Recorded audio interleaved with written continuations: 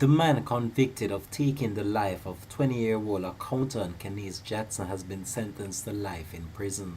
Hi again and welcome. This is Links 007 TV News Report, and we'll be right back with the full and exclusive details to come. Welcome to Links 007 TV News Report, providing you with the best in local and international news updates. This is a place where you can get the most reliable and informative news information. Links 007 TV News Report.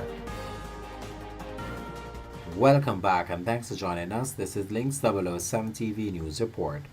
Robert Fowler, the St. Catherine mechanic who was convicted for strangling 20-year-old accountant clerk Khanice Jackson in 2021, has been sentenced to life imprisonment with eligibility for parole after he served 22 years and 11 months. The decision was handed down by Supreme Court Judge Justice Lazen Pusey in the Supreme Circuit Division of the Supreme Court in downtown Kingston on Thursday afternoon. Jackson, a resident of Independence City in Portmore, St. Catherine, vanished on March 24, 2021 after leaving home for work. Her body was found in a ditch on Dyke Road in St. Catherine 2 days later, shortly after Fowler, with whom she had traveled to work with at the time, was arrested and charged. Mr. Fowler, by his own admission, said that on the day in question, he had picked up Khanice Jackson on Passage Fort Drive in Portmore.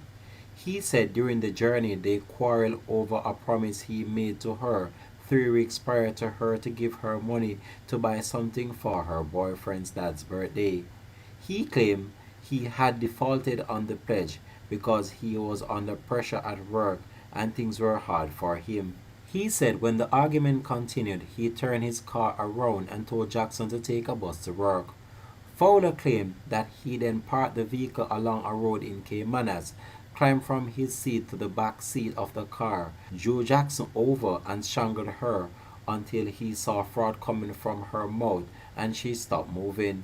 He then drove the vehicle with her body to Forum Fishing Village, where he bound the hands and feet and left the body in an abandoned building.